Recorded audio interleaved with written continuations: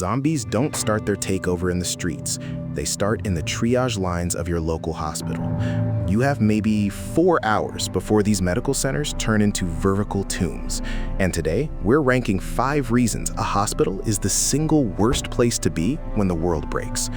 Do you head for the ER for supplies? Or do you put miles between your family and those sirens? Most people see a red cross and think safety. But in a biological collapse, that symbol is a beacon for every infected soul. For this scenario, assume we're dealing with a fast-moving viral spread. If you think the ER is your sanctuary, you're already behind the curve.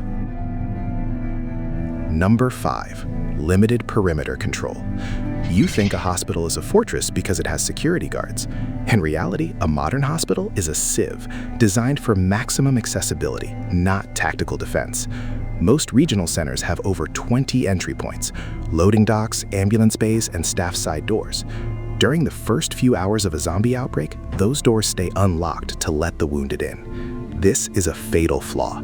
The very purpose of the facility prevents it from being secured. If you look at the floor plans of a trauma center, you see a labyrinth of glass and automatic sliding doors that offers zero physical resistance. Even if you reach a safe wing, you can't account for a janitor's entrance 4 floors down that someone left prop open for a break. This lack of control means you're never behind a solid line. You're just in a larger room with more ways to get cornered. Many people try to fortify the main lobby, but the better play is finding a structure with a single defensible entry and no floor-to-ceiling glass. If you're near a medical center now, pull up a satellite view and count every rooftop access point.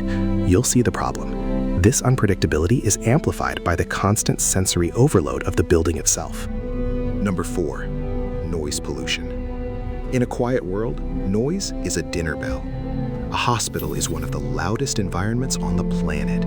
Between backup generators, automated PA systems, and the constant hiss of pressurized oxygen, you're essentially living inside an acoustic flare.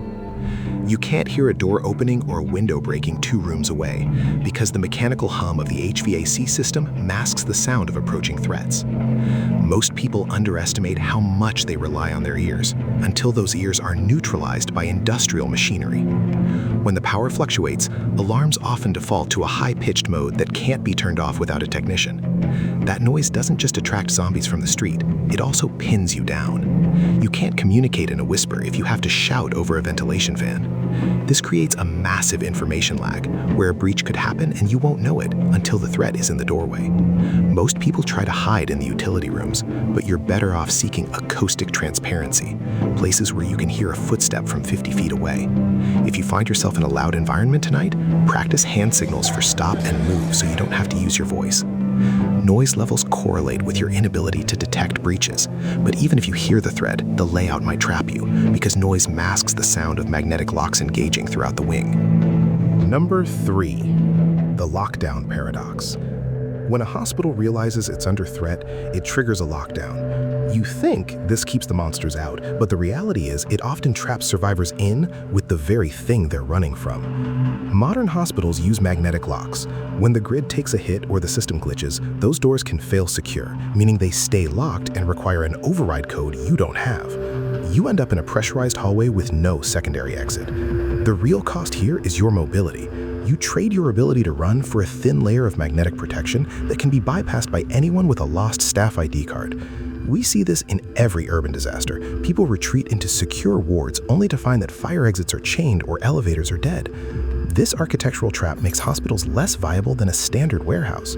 If you're in a building with electronic locks, locate the manual fire release handle. It's usually a small glass-covered lever that physically cuts power to the magnets. Staying in low-tech environments where a simple crowbar can clear your path is the smarter call. This lockdown risk differs from simple noise because it turns a tactical error into a permanent one, and it's made worse by the thousands of people who had the exact same idea you did. Number 2, desperate crowds. This is where the math of survival turns against you. A hospital during a zombie outbreak is a magnet for the normalcy bias crowd. People go there because they don't know what else to do.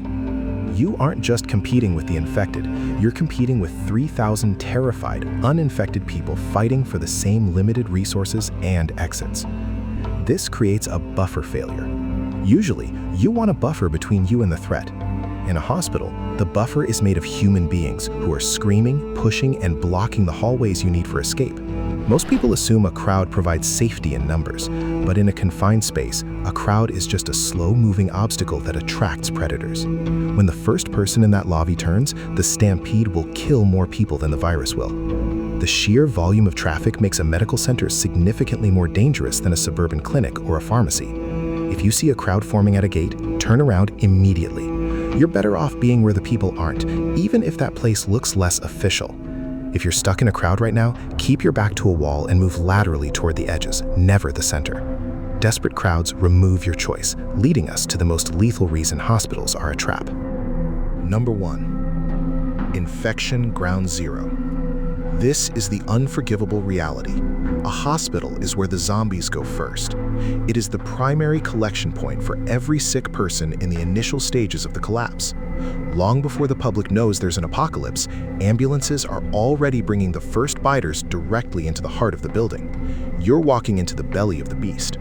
While you're looking for bandages in the pharmacy, the vents above you are circulating air from the triage ward where the first dozen cases are currently turning. There is zero uncertainty here.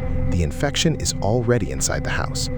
Most people run to hospitals because they want expert help, but the experts are the first ones to get bitten because they're the ones leaning over the patients. Number 1 beats number 2 because while a crowd is a mess, the infection is a death sentence. You're trading a 1% chance of finding a doctor for a 99% chance of being in a room with a carrier. The proof is in the data. Historically, hospitals are always the first sites to be quarantined and the first to fall. This is why a simple first aid kit in your car is worth more than a surgical suite you can't reach safely. If you need supplies tonight, locate a neighborhood vet clinic or a pharmacy on the outskirts. Avoid the big centers. They aren't sanctuaries, they're incubators. Now, look at the reality of your situation. Most of you still feel that pull to go toward the system when things get dark. It's a hard habit to break, but a capable man doesn't follow the herd into a bottleneck. Your job is to keep your family out of the meat grinder. Pull up a digital map and find every medical facility within 10 miles of your house. Don't look at them as places to go. Look at them as zones to avoid. Draw a 2-mile circle around each one on your mental map. Those are your no-go zones for the first 72 hours of any collapse. This simple act of identification changes how you view your escape routes. So, do you still think a hospital is worth the risk, or is it a trap from minute 1? Tell me your plan B location in the comments. If you want signal, subscribe. If you want noise, scroll.